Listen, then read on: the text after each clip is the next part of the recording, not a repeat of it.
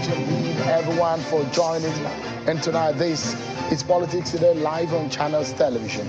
I'm sure Kimberly in Abuja, and some of the headlines on the program tonight. The APC is saying that the fifth columnists and members of the PDP are responsible for the few crises that we're seeing in the country. And tonight we'll also be speaking with the governor of Nasarawa State over the bomb blast incident which killed about 28 persons, we understand, and their cattle. Stay with me, everyone, on the program. Thank you so much indeed for coming, joining in tonight, everyone.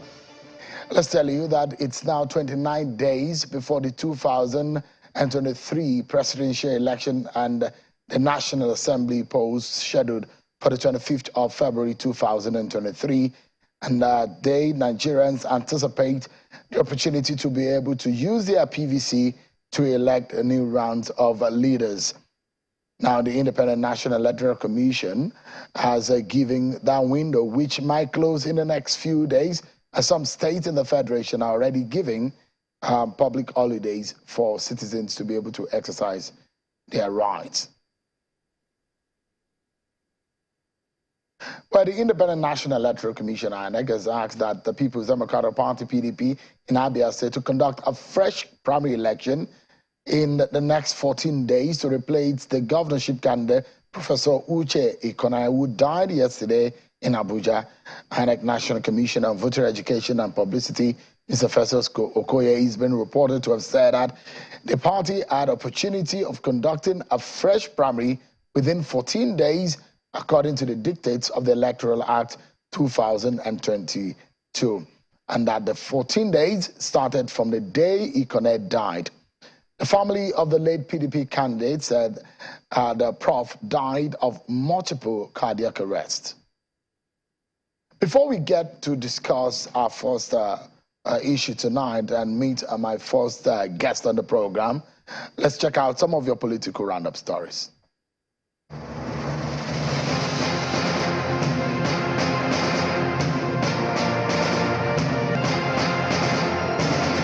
The presidential candidate of the People's Democratic Party, Mr. Atiku Abubakar, says his government will give youths and women a sense of belonging if he is elected president. He made the promise during the party's presidential rally in Abakaliki, the Ebonyi state capital. And the Labour Party team is in Bauchi State today for the presidential campaign rally. The candidate, Mr. Peter Obi, earlier in the day visited the Emir of Bauchi, Sarki Rilwan Suleiman, before proceeding to the Abubakar Tafawa Balewa Stadium, the venue of the rally. Mr. Obi is optimistic that if Nigerians give his party and himself a chance, things will change for good in Nigeria. The APC presidential candidate was in Benue State today, where he took the campaign to the Aperaku Township Stadium in Makurdi, the Benue State capital. He says an APC government in Benue State will bring an end to the perennial clashes between farmers and herders. He adds that some Nigerians are trying hard to blackmail the federal government through the creation of artificial fuel scarcity. Former President Olusegun Obasanjo says ascension to political offices does not empower incumbents to destroy the policies and programs of their predecessors. He said while it does not matter what party the predecessor belongs to, new leaders should sustain the policies and projects of their predecessors if the programs are in the interest of the people. Obasanjo spoke today at the International Conference on Deepening Democratic Culture and Institutions for Sustainable Development and Security in Nigeria in Port Harcourt, the River State capital. Federal lawmakers in the House of Representatives are unhappy with the Central Bank Governor Godwin Emefiele over his non-appearance before them and have now threatened to issue a warrant of arrest on him. A visibly angry chairman of the committee, Adodogoa, berated the Apex Bank Governor for disregarding the invitation for the second day and not even sending a representative. The former Minister of Interior, Lieutenant General Abdurrahman Dambazao, is accusing politicians of escalating the security concerns in the build-up to the general elections. He was speaking at a forum in Abuja, where he spoke virtually and explained that the politicians engage in politics of ethnicity and sectionalism, which further aggravates the situation in the country. The governorship candidate of the Labour Party in Cross River State, Mr. Oga Osim, is seeking the support of eligible voters across the state to vote for the party's presidential candidate, Mr. Peter Obi, in the February presidential election. Mr. Osim, who was addressing journalists in Calabar, Cross River State, stressed that Mr. Obi has all it takes to move the nation out of its current deplorable state. Some supporters of the immediate past governor of Adamawa State, Umar Bindo, have defected from the All Progressives Congress and declared their support for the presidential candidate of the People's Democratic Party, Mr. Atiku Abubakar, and the second-term re-election of Governor Umar Fintiri ahead of next month's general elections. Addressing supporters of the party in Yola, the Director General of the Bindo Support Group, Mr. Michael Zira, urges them to vote for all PDP candidates in the coming election based on the achievement of the Governor Fintiri-led administration across the state. Ahead of the general elections, the All Progressives Congress, through its Independent Grassroots Campaign Council, has begun voter education and mobilization of artisans, marketmen and women, among other informal operators in Abeokuta, the Ogun State capital, for the success of the party in next month's election. The party said this has become imperative in order to keep members abreast of new development in the electoral process, especially the new Electoral Act.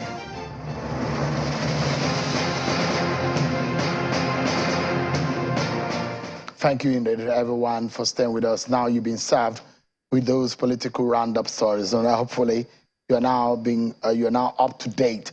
Now let's get into our conversation tonight. A sad incident occurred in Nasarawa State, where a bomb blast said to have killed about 28 herdsmen. The herders were reported to be returning from Benue State on Tuesday with their cattle, but hundreds of their cattle were killed in a bomb blast that occurred in the Doma local government area of the state. Perhaps that, in fact, is not the first of a similar incident that has happened, which we understand a similar thing happened at the peripheral of Niger State. Let's look into what could have happened and the real cause of this incident in Nasarawa State, where 28 people met their untimely death. I'm being joined tonight by the governor of Nasarawa State, Governor Abdullahi Sule. He joins us virtually from Lafia, the Nasarawa State capital. Thank you so much, Your Excellency, for joining us. It's good to see you. Happy New Year. I mean, this is a very sad scenario where you and I are speaking for the first time this year, and we want to commiserate with the people of Nasarawa State on the loss of those people. I know that you've called for investigation. Police have also said they've started investigation, but bring us up to speed. What have you discovered as the cause of these bomb blasts? Is it a bomb blast truly? What could be the cause? Thank you very much, Sheon, and Happy New Year to you as well. I'm seeing you for the first time, apart from the fact that I see you every day at 7 o'clock. Yeah. I thank you very much, for having me on this and for asking for some clarification, because a lot of information on the social media have been going on, and it's not exactly probably the way it was. What happened was that, like you rightly mentioned, it's a group of Fulanis whose cattle were arrested in Benue State, and they went back to Benue, and they were able to collect their cattle after the payment of roughly about 27 million naira for the penalty, for their cattle going into open grazing in Benue. As you know, Benue has the anti-open grazing law, where cattle that are seen roaming, actually around arrested. So after collecting the cattle in a number of trailers, from Benue, then they came to the border as they were just dropping their cattle to come into Nasarawa State at the border of Benue and Nasarawa State. Then of course there was the bomb blast you mentioned, but in reality it was more or less, some kind of object. They say it's a drone that maybe been carrying out, and then there was an attack, through a drone. And it was a drone that bomb blasted them and a number of people, and all the cattle they collected actually were vanished. So it's a very sad situation that we have, but it's something that is being fully investigated, like you rightly mentioned. So let's get a few clarifications, and I have about 3 or 4 follow-up questions in that respect. Tonight, hearing from you, the Chief Security Officer of Nasarawa State, you might be able to give us exact information that we need. Give us an understanding of what you know now about the source of that strike. Is it an strike or an accident? Well, anytime you have innocent people killed, it has to be an accident, because I don't think any responsible human being will target innocent people that have gone in in a situation like this to attack them. So it is indeed an accident, the way it is going on. Now, the information we are receiving so far, and that's why I continue to have these different meetings, including the meeting I had today with the entire national officers of the Fulani. I had the meeting today here in Lafia. I had over 200 Fulani leaders, the Hardos, and then the Mieti Allah leadership, including Abdullahi Bello Badejo, that came in here to Lafia, and we had a lengthy meeting to discuss about all the causes. And of course, all the people who were affected, by this incident, we are all here in Lafia at the government house, and we had a meeting today. Now, from what we heard was that actually there was an operation, and during the operation, so there was a drone that was sent out following some bandits. And that is exactly what happened. So it is in the process of bombing the bandits, that these innocent people were killed. Now, what happened is that in Nasarawa State, as you know, we are beginning to see the return of some of those bandits to where 6 school children were kidnapped. We were able to rescue 2 of them, and the other 4 are still in the hands of the bandits around the border, also around the border area. So, and what has just happened is also in the same Doma local government where these 6 children were kidnapped. So there had been operations, in order to ensure that those bandits are kicked out of Nasarawa State and indeed other states. So there is a major operation in, I think, that the entire north central part of the country, because I was speaking with my colleague in Niger State when he said there are also similar operations in Niger State, where a drone also was sent, after the bandits. In the case of Niger, most likely the people who were affected were the bandits themselves, or maybe at least the people who were suspected. So here, part of the people who died, we don't know if the bandits were among them or not, but that is exactly the situation in Nasarawa State. That definitely a lot of innocent people were killed. So, I mean, we're also hearing, we kind of now that you're saying that your colleague in Niger State is also confirming an incident, perhaps it's the same incident where 18 people were said to have been killed in Galadima, Kogo, in Shiroro local government area of Niger State. Perhaps that is the same incident that you are referring to. Now, so this is from the Nigerian Air Force or the Nigerian military. This drone? I have no idea. We have so many operations here. That's why I just kept saying operations. We have so many operations here. We have Air Force Base that is operating. We have the Special Forces in Doma that operates. We have the Wild Stroke that is operating in Makodi. We have so many of them. So I don't want to point a finger at any one of them because I'm not sure what happened. But that is exactly, I think, the position right now. So, but what you have linked it to is a possible linkage to the chasing out or attack on bandits. This was perhaps targeted at the bandits, but it came on innocent people. That is the true picture of things. Most likely that's what happened. Can you confirm to us the exact figures of those that have been killed in that incident? It is very difficult. I heard you mentioning numbers of 28. And I didn't want to argue with you on that. The reason is because we have buried 37 people yesterday. That is what I can tell you for sure. But my colleague from Benue State also said that he had some burial yesterday in Benue, all from the same incident. So I will not be able to give you the exact figures, but I can only tell you the ones that we received in Doma local government yesterday. Got so kind of were able to bury them.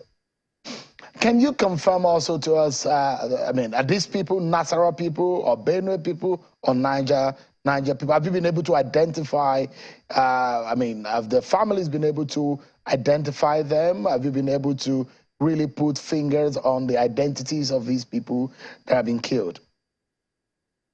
Yes. As I said, they are Nasarawa people. They are Fulanis who live in Nasarawa state, who have their families in Nasarawa state. As a matter of fact, one of the elderly, the father of about nine of them were from just one family, so he came in. I was able to talk to him. I was able to sit with him and be able to condole him, while he was here in government house. So nearly every one of them, actually, I think all of them, that we had were from Nasarawa state, yes.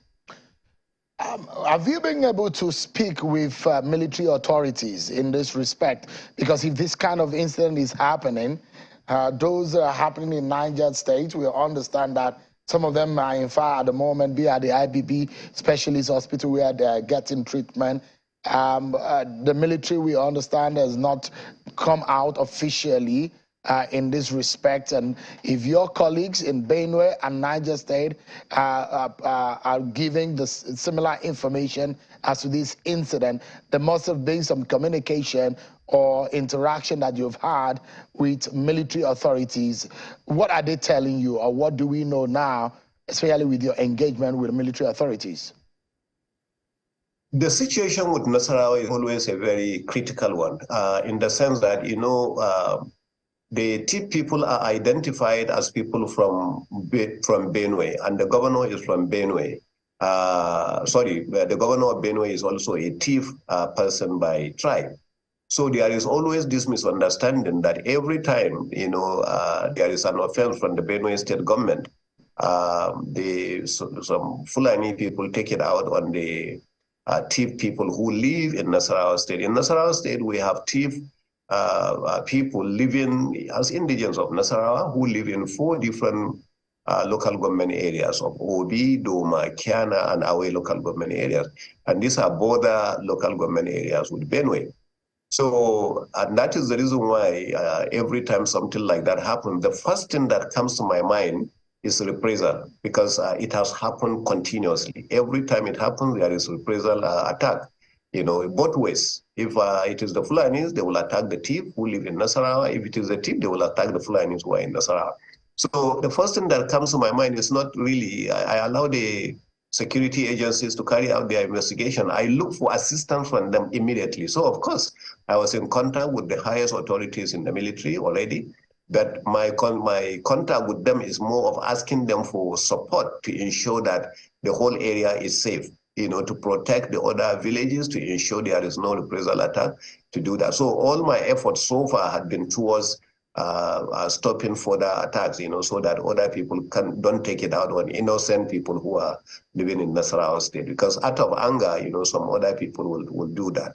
So to be honest with you, I have not gone down to start asking which of you, the military agencies, did the attack, what happened, this and that, because I believe that's a professional approach and they should be the ones to come out and say that. And none of them so far has claimed responsibility.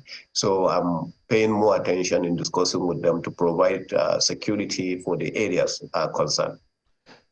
It's so sad, and we again commiserate with the people of Niger State and the families of these people that have been lost in these very sad occurrence. But I'd like to ask you tonight, the issue of banditry, kidnapping, these clashes that we see between different groups of people living amongst, in these areas, Nasarawa, Benue, Kogi, and Niger State, where we have seen these clashes, herders and farmers, one would think that there might be some progress that have been made over the last few years. Can you tell us, there still existence of these bandits living within the region of Nasarawa and the Benue axis, and what information do you have as to the existence and the effort that have been made by military authorities in flushing these people out, especially that we're going into this election? Are there fears or concerns that you have in the existence of these very unscrupulous elements? Yeah, Shaun, to say that we have not made progress is to be very unfair, I think, to the security agencies. And when I say security agencies, in this case, I'm referring to the soldiers, the police, the Air Force, the Navy, as well as, the vigilante we have and the civil defense. If you remember, when we came into office in 2019, we came face to face with severe banditry, especially in total local government area of the state. And at the time, we were told that they were a group called Darussalam that were kicked out of Niger State that came to settle in 2016. And they became so comfortable that they now established relationship with Boko Haram. And I had to go to the villa quickly to speak with Mr. President, which I even made the announcement that we had those Boko Haram elements in Nasarawa State. And there was a joint operation. After the joint operation by all these security agencies that I have mentioned, then especially the vigilante that knew the area, they were even leading in some places to identify and show the other military and police exactly where those people were. And that's the time we had people like Bazamfare, who actually came in even from Katsina to come and lead the group. So they became so comfortable, and Nasarawa around Tutu and Nasarawa local government areas around Udege were almost impossible actually to move. Anytime it was early in the morning or in the evening, and sometimes they were bold enough to come out even during the daytime to do that. Now, after that operation, we even took hostage, some of the families of those ones that were either killed or they ran away. And if you remember, I had close to 900 women and children that we started now sending to different parts of the country. So we had a very successful event, and everywhere had been quiet until just about a month ago or so, when we started getting information that some of them were returning, to some of those local government areas. And since then, the military also have been up to date, in trying to target them. It's just that it's very sad and very unfortunate that sometimes during these exercises, you come across the kind of collateral damage that we have at the moment. But to say they have not yet made progress, I think it will be unfair to them, because we had made significant progress, and that's why a lot of our people are able to go to farm, and that's how Nasarawa became either this number or that number in yam production, in cassava production, in rice production. So we have taken some good positions where we are leading in some of those crops, in the country. So I think we have made significant progress. And I'm forever appreciative to the security agencies and the federal government, especially the president, for intervening every opportunity we had. But this is another incident, that is very unfortunate in the process. So before I take you into another area of this conversation, and I'd like to know, because speaking with people in political leadership and people in government, we cannot just be looking at immediate solution. We need to look at a long-lasting solution to some of this problem.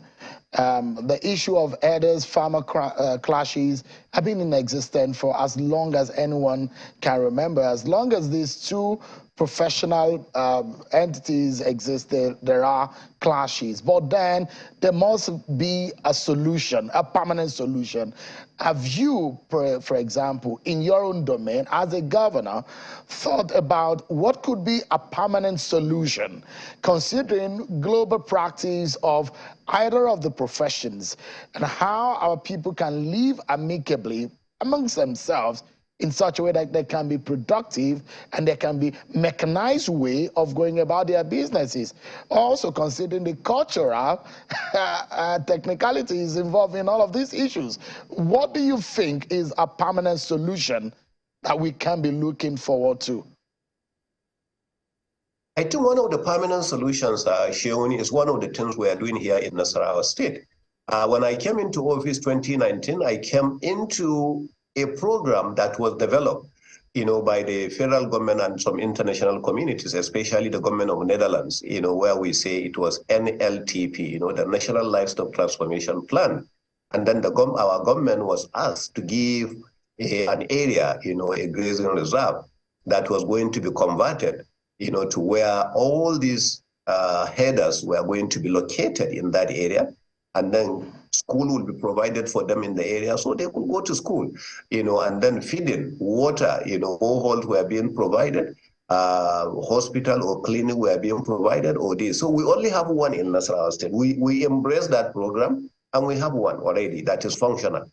But it is just too small for the number of headers we have in Nasarawa State. Now, another disadvantage we have which is advantageous to the headers, is that the border we are talking about is very attractive, to every header that is into open grazing, because as far as from the far northern parts of the country, they all come very close to River Benue because of the kind of grass they find there, the type of weather they find there, wonderful for the cattle, and that's the attraction for them.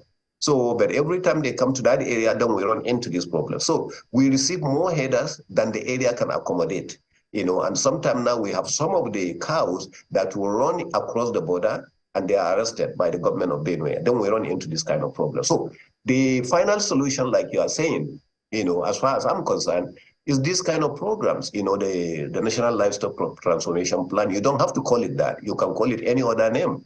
But we have to make sure that we stop all this roaming around of cows. This open grazing is not working.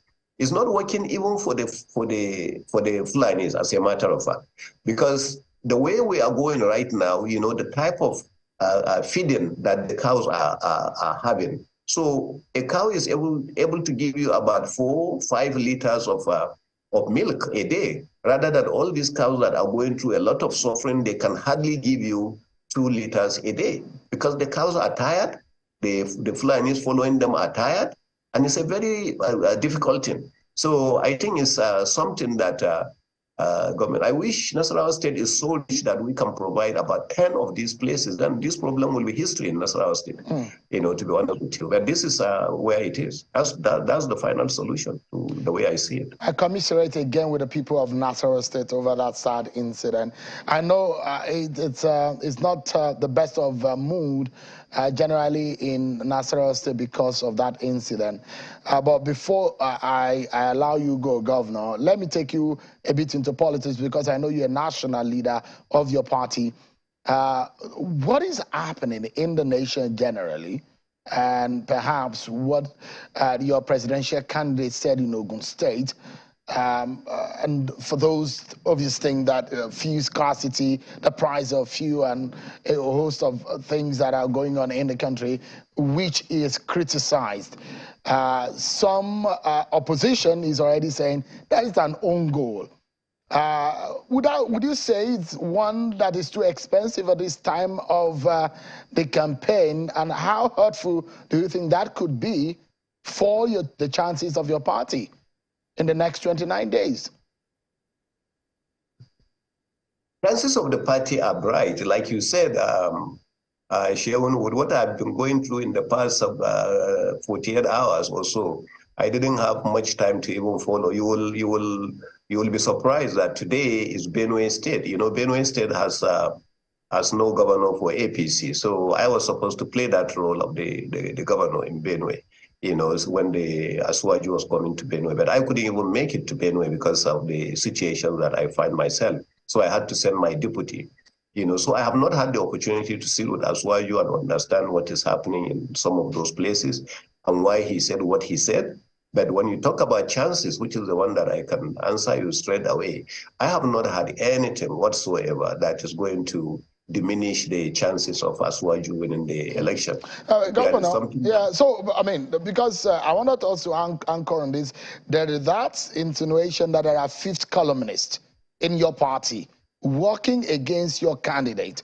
And there are those feelers that are getting on the ground in your party that has some powers in your party that are not attuned to the Bola Tinubu's mandate and not wanting him to be the next president and not working for him. In fact, the feelers are that they are working for another political party candidate. And perhaps that is the kind of frustration that is playing out. These are some of the feelers that are coming out of your own party.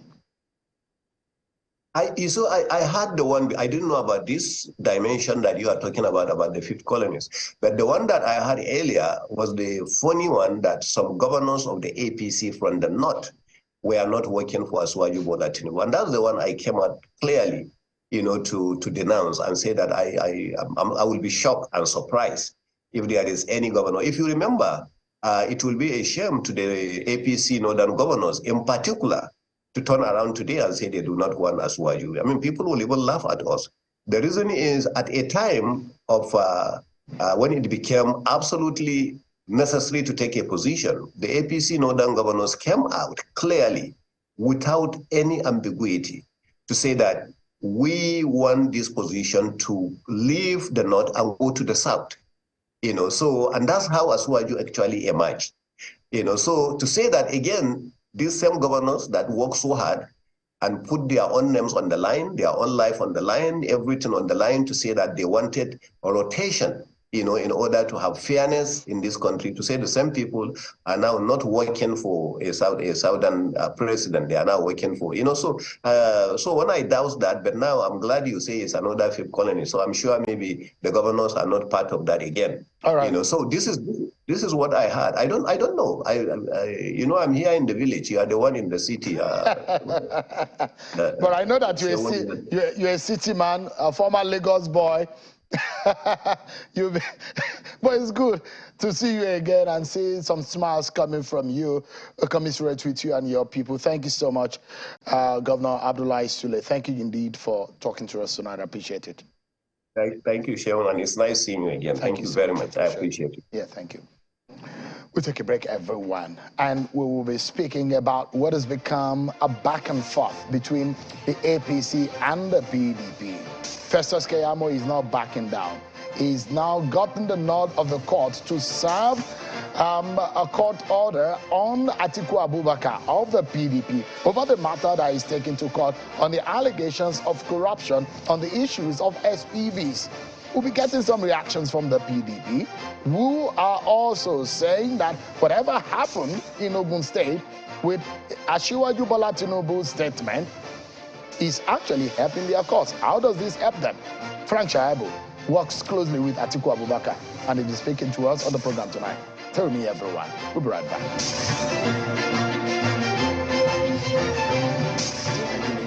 For staying with us. Now, it's been some back and forth between the PDP and the APC.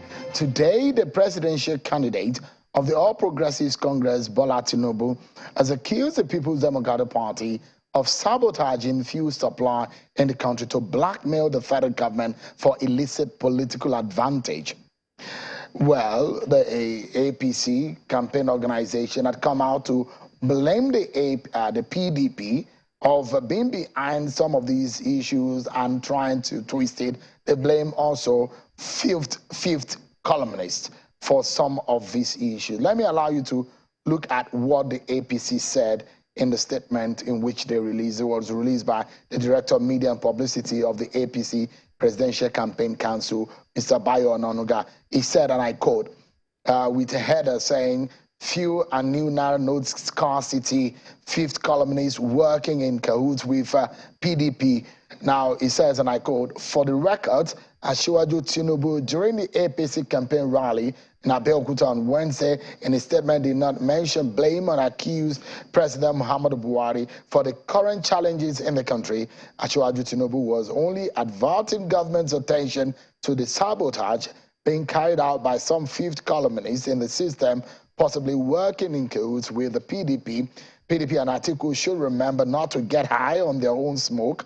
No political blackmail and attempt to create a conflict between Tinubu and his longtime ally, President Muhammadu Buhari, can succeed.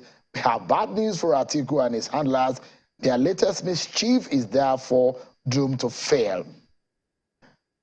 And the spokesperson of the APC, Mr. Festus Keyamo, is not stopping in the lawsuit. He's saying that he will pursue against Atiku Abubakar, seeking the nod of the court to serve the court processes on Atiku Abubakar through substituted means. For those of you who understand this, you will get a perspective. Now he wants to push things and pushed further. He's doubling down on this matter. Let's get PDP's reaction. I'm being joined by an advisor on public affairs to Atiku Abubakar, Frank Shoaibu, joins us live here in our studio. Thanks so much, Frank, for joining us tonight. Thank you, Shaun. How do you do?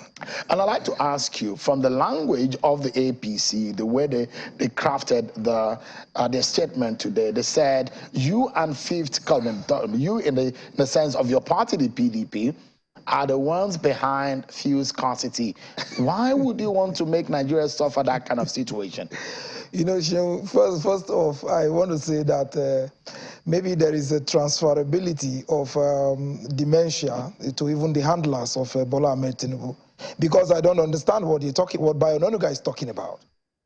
Illiteracy, ordinarily, should not be mistaken or should not be taken as a privilege. Bola Ahmed Tinubu spoke in the Yoruba language in Abeokuta the same way he did in June 2022, where he said, Mr. President, President Muhammadu Buhari, the President of the Federal Republic of Nigeria, after several losses in his electoral conquest, cried on national television, and that even, save for his intervention, President Muhammadu Buhari would not have become president. He returned to Abeokuta yesterday, same location. He extemporaneously spoke in the Yoruba language, not in the English language. But it was not just translated, but transliterated. Copies are there. All the newspapers reported it, television houses reported it, where he said, the powers that be. I don't understand whether maybe Bayo Onanuga went to an evening school, because the powers that be is an idiomatic expression. And it means those in authority over a domain at a particular point in time. The domain in question is called Nigeria. And who is in authority? Who are those in authority over Nigeria at this time? President Muhammadu Buhari and his team of lieutenants. So the question is, these afterthoughts, where they are now recapitulating to say that, oh, this is not what Asiwaju meant, it smacks of wretched illiteracy. Sheon, let me tell you something. A situation where, you see, it grieves me exceedingly when at this point in time, Bayo Onanuga will continue to issue statements that will serve as affront on the sensibilities of the people of Nigeria. You can't continue to take Nigerians for a ride. Asiwaju Bola Ahmed Tinubu went to school. You claimed he went to school. The only one you told us is that he wrote, Professor Skiamu, right in this studio, said he wrote exams for primary and secondary school. He did that on your show. He wrote exams from home and all of that. We don't have a problem with that. If INEC does not have a problem with that, we want him in the race so that he can be beaten fair and square. But the issue is this. You cannot keep interpreting what the man says. Even if he speaks in the English language, they'll tell us, no, this is not what he meant. When he says blah, blah, blue, blah, blah, they'll say that's not what he meant. This one, we know what he meant. Right. He said in clear terms, with profound respect. No, because I wanted to play for you, yes, so that Nigerians can get perspective. Please do so. Please for those who did not watch it, or perhaps did not get a clear perspective on this. So let's watch for a moment and allow Mr. Frank Shoaibu to give his position further on this matter. This is the presidential candidate of the APC, Bola Tinubu, right there in Abeokuta yesterday. Take a listen to him. Election is a revolution. I'm guaranteeing you one thing. There will be student loan. Nobody will drop out of university because of school fees. I guarantee you that. We are too smart. We are brilliant. We are courageous. We are sharp. We are courageous. We will make 4 years course, 4 years course. You agree? Will you vote? Whether there's fuel or not. Call your sister.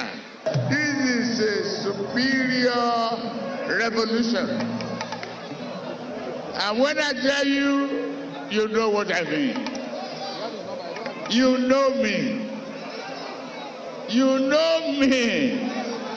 We are going to go there to win. Well, it hasn't really gotten to the point, the controversial point where the PDP has held on to. Not just the PDP. No. It was your party who released the statement almost immediately. Yes, I did. And you guys pointed it out. I don't know, my producer didn't quite play it to the very point. Yeah, but even if they don't even do that, Seun, the parts where Bola Ahmed Tinubu said revolution. Revolution means a forceful takeover. You see, Tinubu cannot be campaigning as if he were in the opposition. Who is he taking power from? He even said yesterday that we are going to take power from them, as if Atiku Abubakar were president. And today they issued a statement, oh, fuel scarcity and even the CBN cashless policy is orchestrated by President Atiku Abubakar. Atiku Abubakar is not in control. You see, the Minister of Petroleum is the President and Commander-in-Chief of the Federal Republic of Nigeria. And that is President Muhammadu Buhari.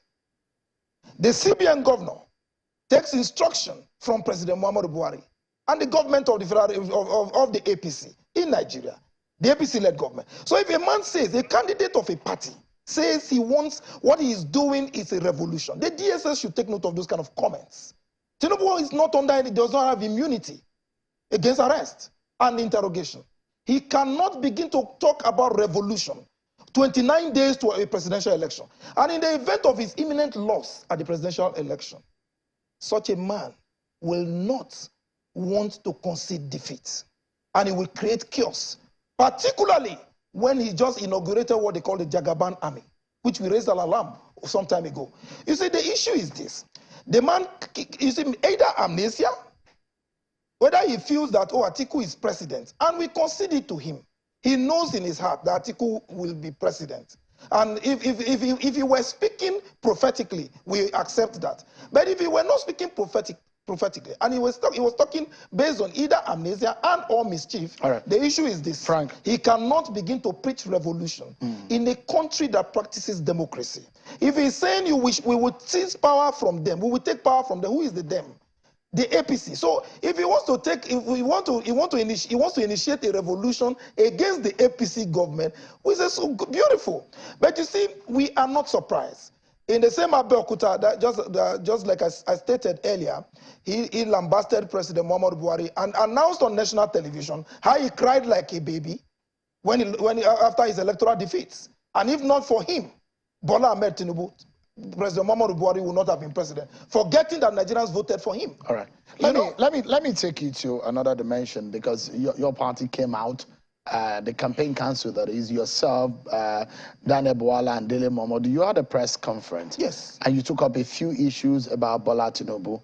You raised some fundamental issues. But we've not heard your candidates, your presidential candidates, speak about the allegations that the APC and the campaign council of the APC has raised on your candidate about what Michael Achimogu has said, which has made the spokesperson of the APC, Festus Keyamo, to go to court. Yes.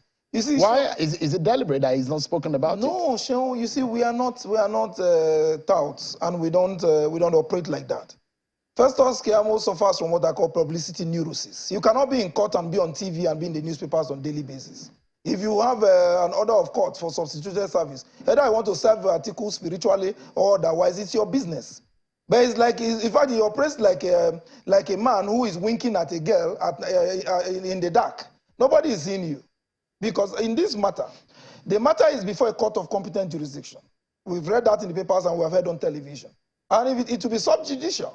You are a law student. It will be sub judice for us to speak on it. So if you are expecting us to come on TV to begin to talk about SPV or no SPV, that would be nonsensical. Even a first-year law student, even a first-year law student knows that. So you won't expect us. But because what we have said, just in a moment, let me put the question. Go ahead. Before the case went to court, right, you are asking the candidate of the APC to come forward and explain some of the posers that you raised at that press conference. Before, just a moment, before Festus went to court, there were issues that he raised. And one would think that your candidate will have responded to them, considering the fact that he's putting himself forward for the service of the people of Nigeria. It should be answerable to the people of Nigeria. Shouldn't he be explaining to Nigerians first and foremost? Seun, the first question I would ask you is the fact that my candidate and my principal, Alhaji Atiku Abubakar, has subjected himself and has brought himself even before your own town hall meeting organized by Channels Television. The only presidential candidate in the 2023 race who has refused bluntly, flagrantly, deliberately to subject himself to any form of interview or interrogation is Bola Ahmed Tinubu. And that is a man who wants a job without an interview. So the issue of my candidate coming to explain or speak on the issue, no. You see, when Festus Keyamo, as Minister of State of the Federal Republic of Nigeria, who is being paid with taxpayers' money, addressed the press conference, he threatened another arm of government and gave them an ultimatum of 72 hours within which to act. Investigation has no lifespan. So if you have given them if you have given them 72-hour ultimatum to act, to investigate my principal, what do you want us to talk about? We give them the room. When he is invited, you will speak to them. We don't need to engage Festus Keyamo. The only thing, you see, ordinarily we have been staying on the issues until the APC said the honestness. We know we know what the issues are. Nigerians know what the issues are. When the issue of his forfeiture, criminal forfeiture of $60,000 concerning the illicit trade of heroin and cocaine trafficking, involving his friends and colleagues in the United States of America came up. You didn't see us address a world press conference. We won't do that. We left him for Nigerians to judge. But when we discovered, via a copy of the petition written by one Akpara, who was the former managing director of Alpha Beta Consulting, to the EFCC, as it relates to monies and transfers and movement of funds from Alpha Beta Consulting to certain accounts, we chose to investigate it. And we discovered one particular account was of interest to us, Summit Integrated Services Limited, a portfolio company based in a briefcase portfolio company based in the United Kingdom, but owned by an unknown Colombian entrepreneur, himself and his children, as directors. I would say, no, this is interesting and curious. This transaction of over $4 million took place particularly on the 18th of March 2015, many years after the famous $460,000 forfeiture in the United States of America involving drugs. Now, what was the major interest there? The major interest is simple. Barranquilla in Colombia is notorious of warehousing one of the biggest seaports, which is known for the export of heroin and cocaine. So, another world press conference is coming, where we will even show, including but not limited to, Tinubu's trips to Barranquilla to meet his business partners, the hotel he stayed, and so many other things. I don't want to let the cat out of the bag. You see, we want Nigerians to know that as recent as 2015, as recent as 2019, he still visits Colombia. We do not want a situation where Nigeria will elect, God forbid, elect a president Frank, like Manuel Noriega. You understand? Frank, yes. Let's anchor on this note. Please go ahead. The query or the quest of Nigerians yes. to wanting an answer or answers to these nagging posers that both your party and the APC have raised is not only against or for your party, it's also both political parties.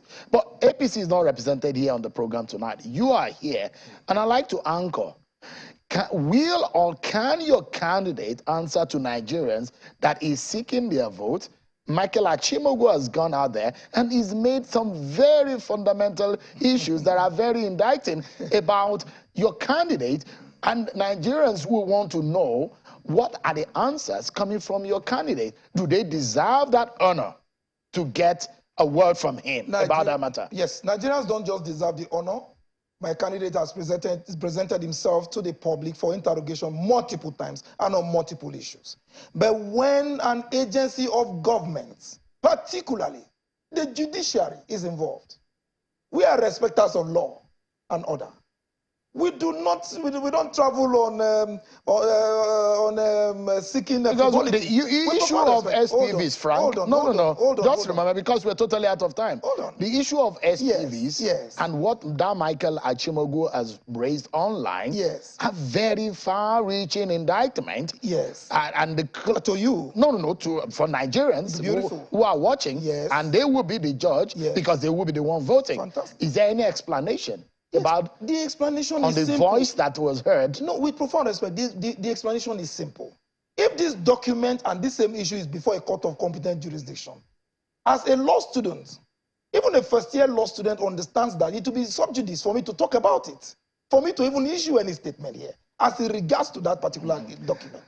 So you know this. So Sean, you don't push this too far, and you don't even act as if you are a spokesman of the APC, because the issue is they know it, and Keyamo knows. He is only, you see, this is his outdated and mundane tactics of using the media of bringing anybody to Frank, we're totally out of time. Trial. But unfortunately, we're asking you the questions which we, just a moment, we have the constitutional right to do. Asking you questions for Nigerians to hear, not speaking for anyone. No, and I've asked you the direct question. But we're totally out of time. No, but you see, but before I go, Sean, the one, you see, if they had not gone to court, I would have responded to you. Right. For us, on Paranquilla and his trading in Colombia, with his drug trade in Colombia, we are not before a court. It's battle. So it is left for him to respond. It's your battle against them. It's left for him to respond. You should it's ask for them. Nigerians to take that You should action. ask them, because we are not in court. We are so asking the same way we are asking you. No. And that's our job. So we can't respond. But we are not in court against them. All right. On Paranquilla. And that is why, because like now when you hear Parabulu, that is the language of drug merchants in Paranquilla. You will pay for the extra time you spent tonight on the program, because we're totally out of time. Thank you so much, Frank, for coming tonight. I appreciate it. That's our show for tonight, everyone. Many thanks for watching. Sean Kimale. I'll see you tomorrow. Bye-bye.